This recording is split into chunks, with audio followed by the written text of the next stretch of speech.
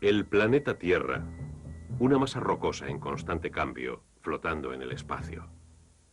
El tiempo y los cataclismos han llegado a mezclar las distintas sustancias que forman la Tierra, dando lugar a un gran número de combinaciones diferentes.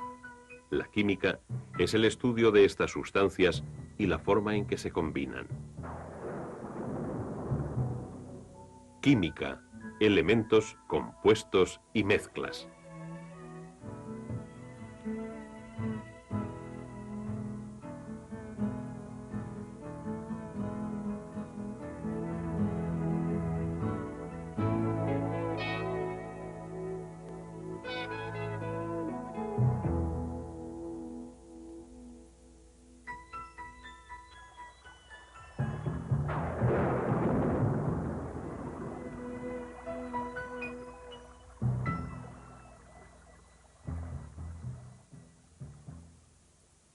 Una gota de lluvia es algo más que simplemente agua.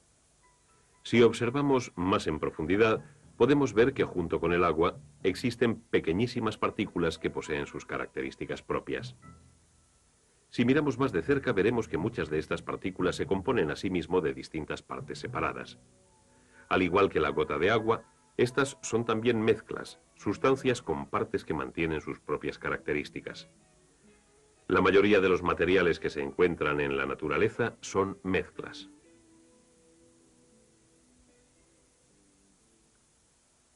Ahora observemos una pequeña gota de agua, que es una mezcla que encuentra su camino hacia el río, el cual es también una mezcla. El río fluye por las orillas, mezclas de grava y piedra, arena y tierra, materia vegetal y materia animal. Estas mezclas, arrastradas por el continuo fluir del agua, se añaden a la mezcla que es el río. Los seres vivos también forman parte de esta mezcla, interactuando con ella, pero manteniendo todavía sus identidades separadas. El río muestra una característica de las mezclas muy evidente. Las proporciones de los materiales que constituyen una mezcla pueden variar. La mezcla que se deposita en el lecho del río está en constante cambio y también lo está la mezcla de las orillas. Esta última se mezcla con la primera y ambas se mueven y cambian. Una roca sólida puede también constituir una mezcla. Encajados en esta piedra de granito se encuentran trozos de cuarzo y mica y otras sustancias. Varias muestras de roca ponen de manifiesto las diferentes estructuras de sus partes. Esto se debe a que las partículas que componen la mezcla se disponen de forma irregular. Incluso bajo el microscopio, los trozos más pequeños muestran esta misma cualidad irregular.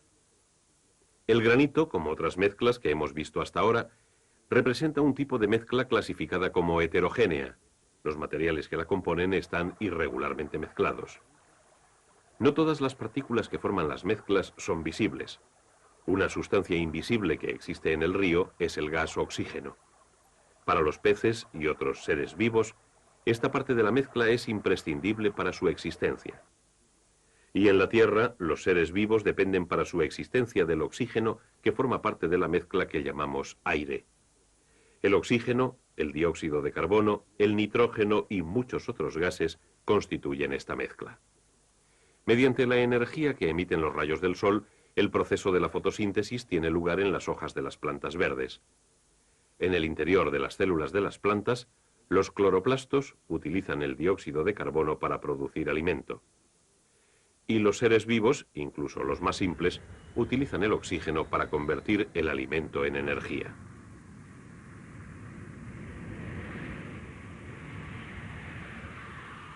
Los seres humanos dependemos del oxígeno para producir la combustión.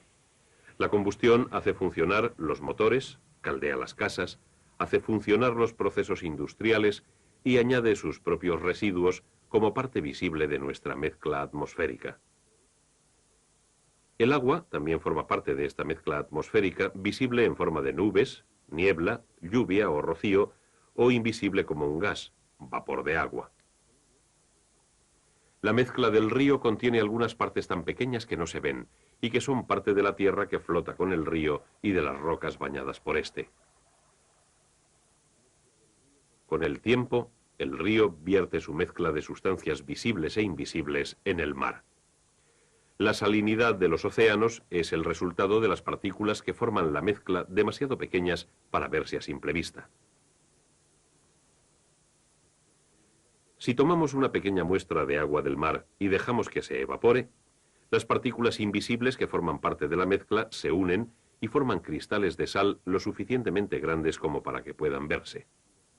Pero cuando los cristales de sal se mezclan con el agua de nuevo, se disuelven. El agua y la sal forman una disolución. Una disolución es una mezcla, pero es diferente del tipo de mezcla que constituye el granito. Las distintas muestras de granito difieren en sus composiciones. El granito es una mezcla heterogénea. Pero en una disolución las partes que la forman están distribuidas por igual. Una disolución es una mezcla homogénea. Todas las muestras de disoluciones contienen la misma distribución y cantidad relativa de materiales.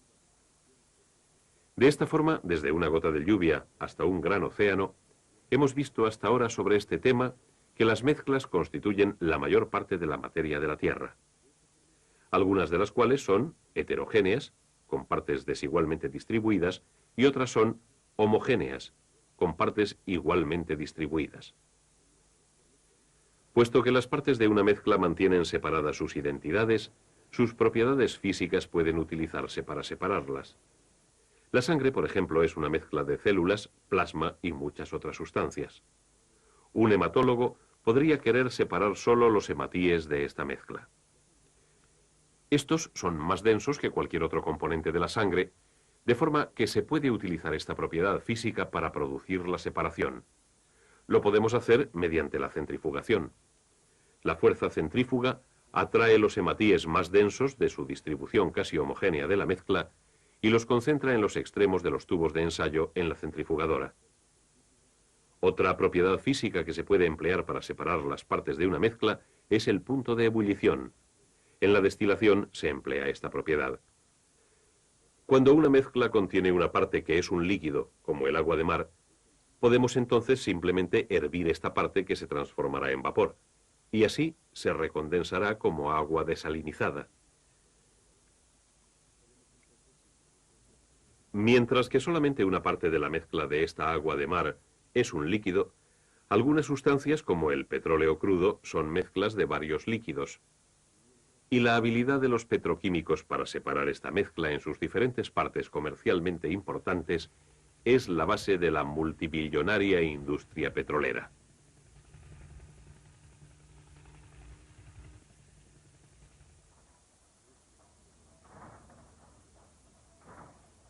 Los distintos líquidos que forman parte del crudo que se extrae de la tierra tienen diferentes puntos de ebullición. El proceso que utiliza estos diferentes puntos de ebullición para separar las distintas partes del crudo se denomina destilación fraccionada y se lleva a cabo en las refinerías. Este complejo proceso que tiene lugar en una refinería se puede demostrar en un laboratorio de forma más simple. La mezcla de los líquidos que se encuentran en el crudo incluyen gasolina, queroseno y gasoil. Todos ellos constituyen por sí mismos mezclas. El crudo se calienta. Cada una de las distintas mezclas hierve a diferentes temperaturas. En una columna de fraccionamiento se separan las diferentes partes de la mezcla. A medida que el vapor de cada parte alcanza la parte superior de la columna, pasa a través de un condensador y se transforma de nuevo en líquido. La fracción de gasolina se condensa.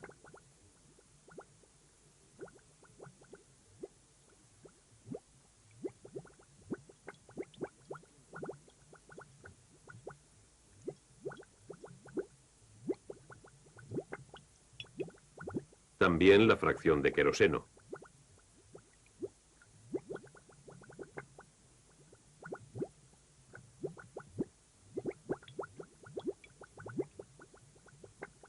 Así como la fracción de gasoil.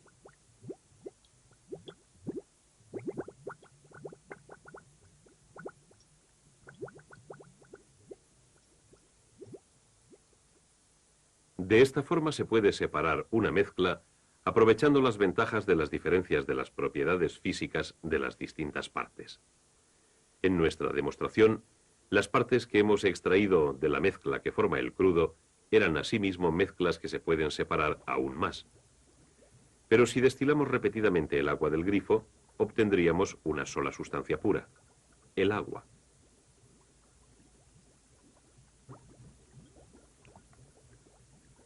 Ahora podemos entender el pequeño diagrama que empezamos a realizar anteriormente. La materia consta parcialmente de mezclas, así como de sustancias puras. No se pueden emplear las propiedades físicas de una sustancia pura para separarla en distintas sustancias. Para separar una sustancia pura como el agua en sus distintas partes se necesitan cambios químicos y no físicos.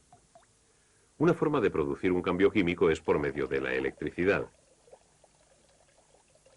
Si vertemos agua en un aparato como este, podemos producir una corriente eléctrica a través del agua entre los dos electrodos. Esta vez, el burbujeo no es el resultado de un cambio físico en el agua, sino de un cambio químico. Se están produciendo gases en cada electrodo.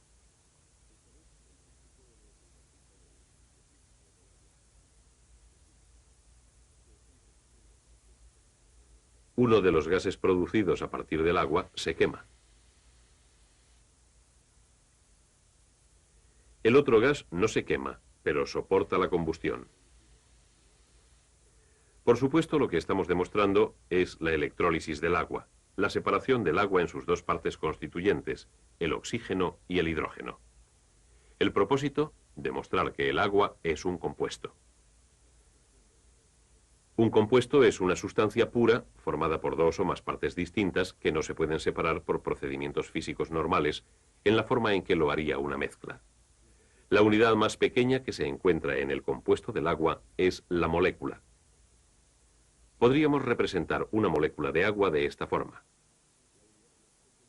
Estas bolas representan los átomos de hidrógeno que constituyen las dos partes de una molécula, y esta bola representa el único átomo de oxígeno que existe. Si esto es una molécula de agua de lluvia, entonces esto es una molécula de agua de río. Y esta otra, una molécula de agua de mar. Son todas iguales.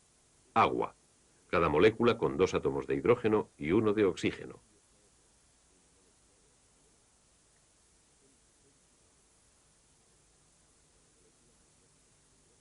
Cada compuesto diferente tiene su propia combinación de átomos.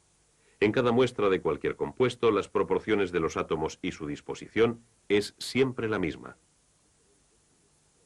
Así podríamos describir cualquier molécula de agua como un átomo de hidrógeno, un átomo de oxígeno y un átomo de hidrógeno, o con símbolos químicos con subíndices por medio de la fórmula común H2O.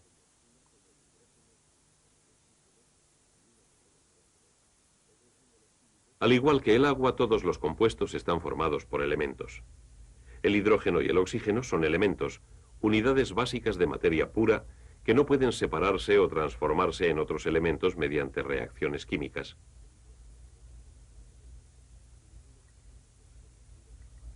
Y ahora nuestra clasificación básica de la materia se puede completar. Existen mezclas, tanto homogéneas como heterogéneas, así como sustancias puras, las cuales son de dos tipos, compuestos y elementos.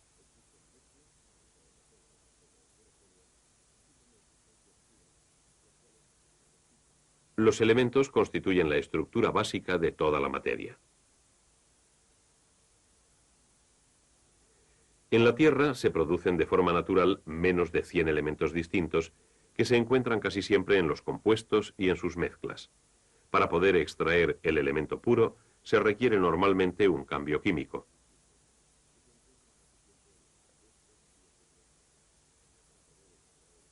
En el caso del hierro, por ejemplo, se requiere el calor de un horno para producir reacciones químicas que separen el hierro casi puro del mineral. Efectivamente, la pureza de un elemento no es normalmente deseable. Existen otros elementos que se mezclan generalmente con el hierro para producir un metal de más utilidad, como por ejemplo el acero. Incluso después de que se haya procesado el elemento silicio hasta su máxima pureza, se tienen que añadir impurezas seleccionadas para proporcionarle las propiedades deseadas. La impureza controlada del silicio en los pequeñísimos chips de los semiconductores afecta a las propiedades del silicio y hace posible el papel básico de este en los circuitos de los microordenadores. El silicio, como muchos otros elementos, posee sus características propias. Las propiedades de un elemento sirven para identificarlo. Por ejemplo, podemos determinar si en esta roca se encuentra oro en estado puro o si estos puntos brillantes son otra cosa. Parece oro, pero esto no es suficiente. Un geoquímico podría comparar las propiedades de una pequeña muestra con las propiedades de otras sustancias, incluido el oro. Por ejemplo, ¿a qué temperatura se funde?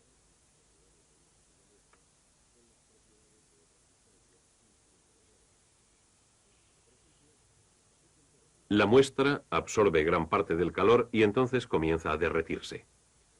Los últimos puntos dorados se derriten a 1171 grados centígrados, pero el oro se funde a una temperatura de 1064 grados centígrados.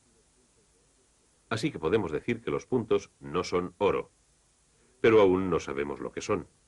Podemos emplear un espectrógrafo para fotografiar el espectro atómico del material. Cuando los átomos del elemento se calientan lo suficiente, emiten una luz que puede extenderse mediante un prisma en un espectro de distintos colores. Esta es una sección del espectro del oro. Hierro, azufre. Los espectros son tan individuales como las huellas dactilares. Así nos pueden ayudar a identificar átomos no conocidos. Colocamos una pequeña muestra de esta sustancia en el espectrógrafo.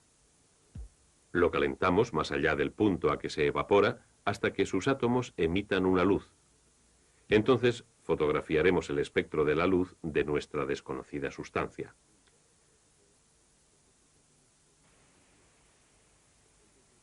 Aquí tenemos una sección de esta fotografía.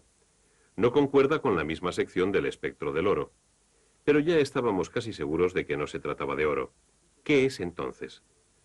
Una buena predicción o un proceso de eliminación conduciría a un químico a estos espectros, hierro y azufre. Estos dos elementos juntos concuerdan con nuestra sustancia desconocida, que resulta ser no un elemento, sino un compuesto de hierro, azufre y pirita de hierro, que a veces se denomina oro de tontos. Así pues, aunque los elementos hierro, azufre y oro son muy diferentes en sus propiedades, sus átomos, como los átomos de todos los demás elementos, están constituidos por las mismas partículas subatómicas, protones y neutrones, que solamente se encuentran en un núcleo central, y en los distintos niveles de energía fuera del núcleo, los electrones. Existe una única composición de protones y electrones, más un número variable de neutrones para cada tipo de átomo. Cada estructura atómica forma un elemento en particular. Las similitudes que existen en la ordenación proporcionan a determinados grupos de elementos propiedades semejantes, y las diferencias les proporcionan propiedades diferentes. Por ejemplo, el cobre, al igual que muchos metales, posee un lustre o brillo. También el sodio. El cobre y el sodio comparten esta propiedad con la mayoría de los metales debido a ciertas similitudes en su estructura atómica. Pero el sodio es mucho más blando que el cobre porque la estructura atómica de cada elemento le aporta unas propiedades distintas. Esta es la razón por la que el metal sodio reacciona violentamente con el agua, mientras que el cobre no. ¿Por qué el cobre es resistente a los cambios climatológicos mientras que el hierro se oxida? ¿Y por qué gran parte de los no metales, como el hidrógeno y el oxígeno, son gases? Y así, elementos reaccionan químicamente para formar compuestos como el agua. Los compuestos y los elementos combinados físicamente forman mezclas como el agua de mar y las rocas. Los elementos, los compuestos y las mezclas constituyen todos los materiales de nuestra Tierra, incluso la dinámica mezcla que es la vida.